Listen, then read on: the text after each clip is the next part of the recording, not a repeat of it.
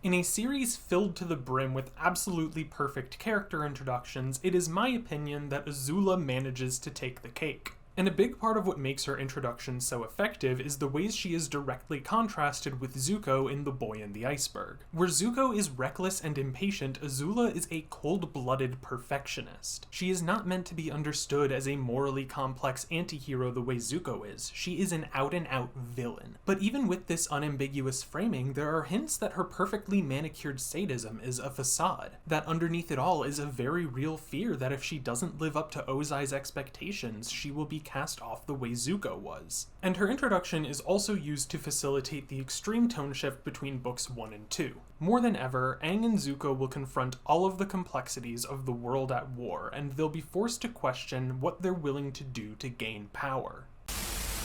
The Cave of Two Lovers is the perfect opportunity for me to make a video just gushing about all of the incredible vocal performances in Avatar. There is of course voice acting legend D. Bradley Baker, who plays Appa, Momo, and a litany of other supporting characters in Avatar. And this episode is perhaps his greatest minor performance ever as the bard Chong. The Secret Tunnel song is iconic for a reason, and I genuinely cannot imagine what kind of person I would be without it. But truly, the main cast are all giving the performance of a lifetime in this show, which is especially impressive considering many of them are not much older than the characters they're portraying. Mae Whitman and Jack DeSena were barely adults during their run on the show, and Zach Tyler Eisen was only 12 years old in season 1. And all of their performances have a kind of raw honesty that I don't think would have been possible if they were all veteran voice actors. And Dante Bosco just is Zuko. Nobody else could have played that character the way he did.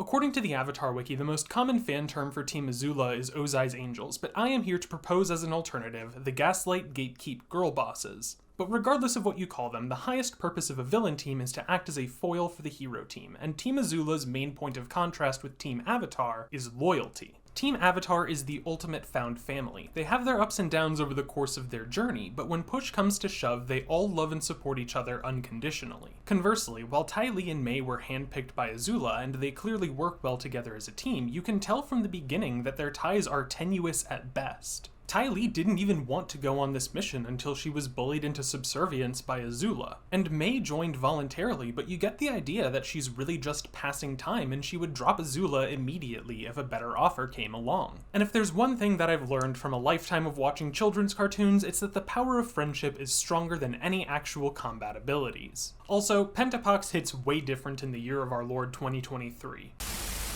I've got to give the creative team props for making the bold artistic choice to make Florida canon in Avatar. The swamp does a lot to shake up what the audience thinks that they know about the world of Avatar and add layers to things that we might have been taking for granted. Hugh is the first character to explicitly introduce the concept of false division, and echoes of his speech about how everyone is connected can be seen throughout the themes in the remainder of the show. The clearest example of this is how Team Avatar is only able to become such a strong unit by fostering understanding in spite of their superficial differences. And the Swamp Benders help to expand our understanding of waterbending in particular and bending more broadly. All of the non-Avatar waterbenders we've met so far are from the polar tribes, so a lot of the audience probably assumed subconsciously that ice is just a natural extension of the element. What the Swamp Benders show us is that what element you can control is just as important as how that element interacts with the environment you live in. Okay, if this video can hit 1,000 likes, I will release a 20-minute YouTube video talking about the thematic importance of Foaming Mouth Guy. This is both a threat and a promise. Alright. Do I have to talk about Avatar Day? It's got some clever jokes and a hyper-realistic depiction of the United States judicial system, but this has gotta be the biggest nothing episode in all of Avatar. We get some Kyoshi backstory, that's always fun, and the wholesome prisoners are a good time, I guess. Even the Zuko plot this episode is pretty bland, and that almost never happens. But I feel like Avatar Day kind of flies under the radar in terms of popular bad episodes. At least I haven't seen very many people talk about it. To me, it's really just the last obstacle until we get introduced to Toph, and I think that Sokka says it best. This is by far the worst town we've ever been to. I'm not going to beat around the bush or try to make a joke with this introduction. It is finally Toph time. Toph is built different. She is the phrase, "Why do I hear boss music?" given corporeal form, and the best thing about her is that she almost didn't happen. Obviously, Aang was always going to have an earthbending teacher, but in early plans for the show, the teacher was a lot more similar to the likes of the Boulder. A big burly beefcake with boundless bravado bringing the team together, but then some brilliant mind at Avatar Studios had the thought, what if we put that personality into a small blind girl? And this was the perfect decision for a ton of reasons, most of which I feel are pretty self-evident. But one of the biggest reasons is that in this form she acts as personification of the false dichotomy of strength and weakness. Because of her identity, she is simultaneously one of the most powerful and one of the most vulnerable characters in all of Avatar, and which camp she falls into is entirely dependent on the situation she's in. Oh no, somebody left Zuko alone. Now he'll have to confront the complexity of the war and the duality of his own identity. To the question of who Zuko is, there are two answers. There's Zuko, son of Ursa and Fire Lord Ozai, prince of the Fire Nation and heir to the throne. And there's Zuko, complicated young man who's trying to figure out where he fits into the world. It's the classic question of nature versus nurture. Are we most defined by our birthright or by the person that we choose to be? But much like Zuko's weapon of choice, this is a false division. Nature and nurture are two halves of the same whole, and we're only able to achieve balance if we can reconcile the two. Zuko is only able to save Lee when he affirms his identity as a member of Fire Nation royalty, but it's that same affirmation that causes the villagers to reject him. The world has been scarred by the war, and Zuko is able to understand that pain, but he won't be able to help it heal until he chooses what kind of man he'll become.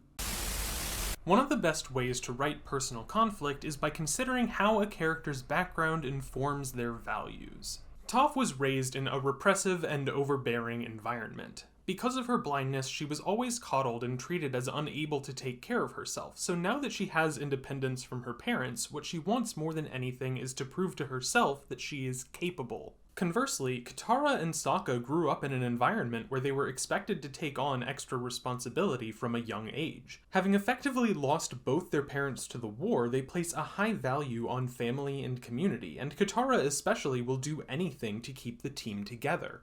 Because of their differing backgrounds, Toph treats Katara's desire for cooperation as a threat to her independence, and Katara takes Toph's self-reliance as a threat to family cohesion. A conflict like this avoids being frustrating to the audience because unlike a simple miscommunication, it can only be resolved by the characters learning to understand themselves and each other.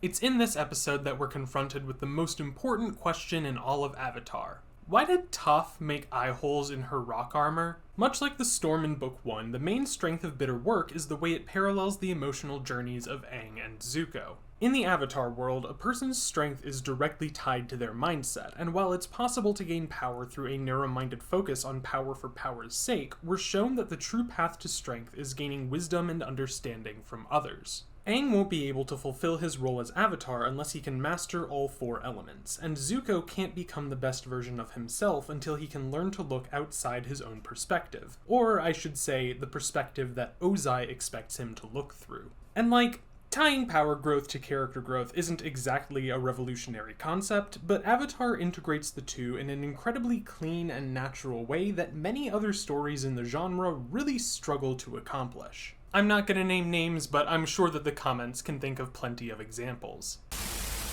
Ko is undoubtedly the scariest spirit we meet in Avatar, but Wan Shi Tong sure gives him a run for his money. Telling long-form stories is a tricky balancing act between setting up conflicts for the long term and maintaining interest in the short term. Too much long-term focus will leave the audience disengaged with moment-to-moment plot beats, forever waiting for a payoff that might never come. But too much short-term focus can lead to you writing yourself into a corner and not knowing how to move forward. And to me, the library is the perfect case study for how to manage these competing interests with an excellent mix of exposition and tense action. Learning about the eclipse is made into its own adventure, and the resulting invasion plan gives the story a clear trajectory. Appa's kidnapping is both a heavy emotional beat for this episode and a conflict that will be a major focal point for the remainder of Book 2, and hoo boy, the tear bending is coming, but I'll be strong if you can too. Books 1 and 2 have done a lot to show how dependent the gang is on Appa. The globe-trotting adventure the show is built around wouldn't be feasible without a flying bison for transportation, and Appa's combat abilities have been the ultimate get-out-of-jail-free card for Team Avatar. Sincerely, like half of the fights in the first half of the show end by Appa flying in and saving the day. But more than the physical desperation and helplessness of being stranded in the desert is Aang's emotional anguish over losing his best friend. The show definitely stretches our suspension of disbelief at times to keep Aang a pacifist, but this episode sees him at his most violent, chasing down a fleeing buzzard wasp and threatening the sandbenders in the Avatar state. At this moment, he would be willing to throw away all of his morals if it meant getting Appa back, which is a testament to how closely bonded they are. This episode also establishes the existence of the White Lotus, adding another layer of intrigue to the politics of the Avatar world. At least, it's this episode if you don't count Pai's show as foreshadowing, but I don't, and it's my video. I'm a big fan of Eiichiro Oda's One Piece, and one of my favorite things about the way he writes the series is how he reintroduces old characters into the main story. Bringing back a fan-favorite character has obvious benefits. It can be a good way to make a world feel more alive outside of the main party, and the return of a popular character will always drive engagement at least a little bit. But if they're brought back in the right context, even the most minor and forgettable character can be used for incredibly rich storytelling, which brings us back to Jet. Jet was something of a one-note antagonist in his first appearance. His defining trait was absolute hatred for the Fire Nation, which led to indiscriminate violence. So a naturally interesting question is, what would happen if he could form an emotional bond with a firebender? And when he meets Zuko, we get to see just how well they work together, and how in another life they might have been able to help each other heal. Unfortunately, Jet's wounds are still too deep, so that's not the story that we get to experience. We in the business call Aang's move at the end of this episode a Giga Drill Break. Seriously, go watch Gurren Lagann, I made a bunch of videos about it. An episode like the drill may not be the most thematically dense, but it's still important to the overall flow of the story because it gives our heroes a chance to flex all of the skills they've gained over the course of their journey, as well as highlight how well they work as a team. The original trio would have been completely helpless if they had come across the drill in the pilot. Sokka had no experience with machines and wouldn't have been able to come up with a real plan. Katara could make impressive shows of waterbending power, but she didn't have any of the precision and control she has now. And without water or earth, Aang's only course of action would be to run away and find help. Toph started out at a higher level than the others, but she wouldn't have been able to do much by herself, and she can only shine now by playing a supporting role for her friends. Building power checkpoints like these into your story helps the audience keep track of the character's progression and reminds them of the importance of every lesson they've learned along the way.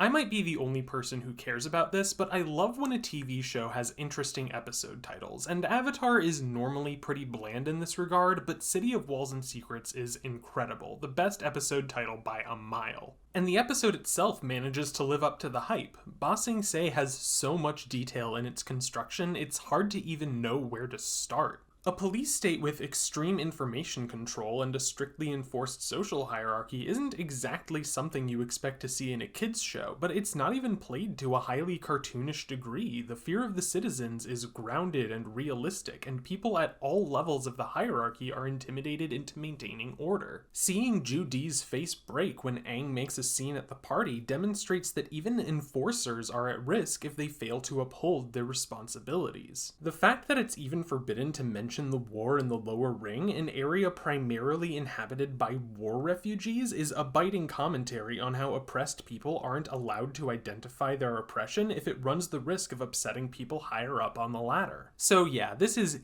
easily a top 5 episode for me, and it even introduces the most imaginative creature yet, Bear. Tales of Ba Sing Se is a beloved episode for good reason. The series of short stories contained within gives the characters opportunity to reveal layers of their personalities that fantasy action doesn't really allow for. Obviously, there's the tale of Iroh, R.I.P. Mako, which takes a lovable goofball mentor character and transforms him into a deeply tragic and sympathetic man haunted by his mistakes. But there's also the tale of Toph and Katara, which allows the girls to bond over their differing experiences of beauty and femininity. The tale of Zuko, which gives a normally self-serious character the chance to be fully vulnerable with someone, and the tales of Momo and Aang, which remind me of how sad I am about Appa. Also, Sokka gets into a rap battle, which is exactly the kind of wacky, time-wasting nonsense I've been missing. Ultimately, Tales of Ba Sing Se is a monument to Avatar's desire to treat its characters like rounded human beings and/or lemurs, rather than tools for fun fantasy action. I feel like 60 seconds of uncontrollable sobbing would be a better analysis than anything I could actually write here, but I said I'd be strong, so let's do this. When I was a kid, I didn't really think that much about Appa. I thought he was cool and cute, but I really just viewed him as a necessary part of the story, a creature that enabled Team Avatar to travel around easily, not really a character to get emotionally invested in.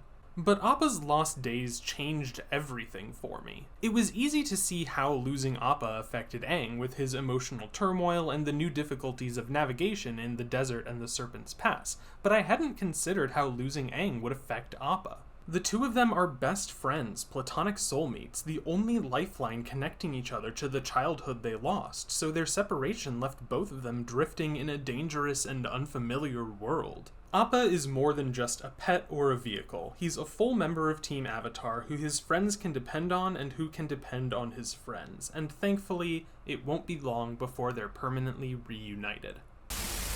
If video performance is anything to go by, I'm a much bigger Jet fan than most, but I genuinely think he's one of the best minor characters in Avatar. He just has a tendency to get overshadowed by the other redeemed antagonist with intense trauma from the Fire Nation. If anything, though, Jet's character arc complements Zuko's by showing what might have happened to Zuko if he had kept going down the path that Ozai and Azula prepared for him. Ba Sing Se offered Jet a chance at a peaceful life away from the trauma of his past, but it was a false peace that would only be given if he became subservient to Long Feng, and when he wouldn't fall in line willingly, he was brainwashed and manipulated into being useful. Once he realizes that he's being used, he does everything he can to help his real friends, but it was too little too late, and he lost his chance at finding peace. The tragedy of Jet is that he was hurt the most by the ones who should have been protecting him. Which, yeah, sounds a little familiar, doesn't it?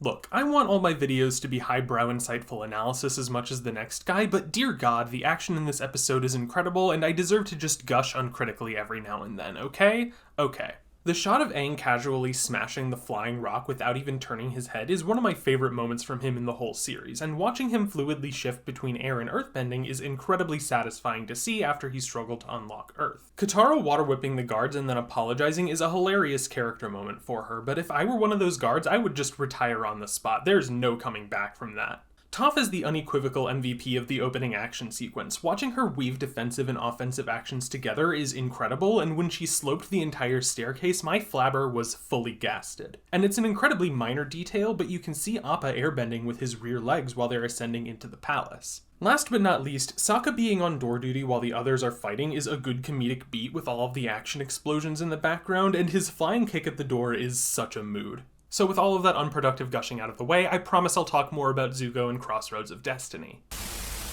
Aang's story in Book 2 is about the cost of power, and yes, this plot beat would be better if it wasn't about romantic love, so let's just pretend it's about all of his friends and not just Katara. The people of the Avatar world tend to treat Aang more like a weapon than a human. The Avatar state in particular holds incredible power, so the Earth Kingdom wants to use him to quickly end the war, and the Fire Nation wants to eliminate that possibility. But I would argue the Avatar's true power isn't in the strength of their bending, but in their ability to understand people of all nations and form emotional bonds. By teaching him how to unlock his chakras, Guru Patik offers Aang incredible strength, but that strength can only be gained if Aang sacrifices his humanity. Aang initially rejects this sacrifice, refusing to become the living weapon the world expects him to be, but when things feel hopeless, he lets go of his connections to try to win the day, only to immediately suffer his greatest loss yet. To be even more on the nose, Aang only fails when he chooses power and perfection over happiness and love.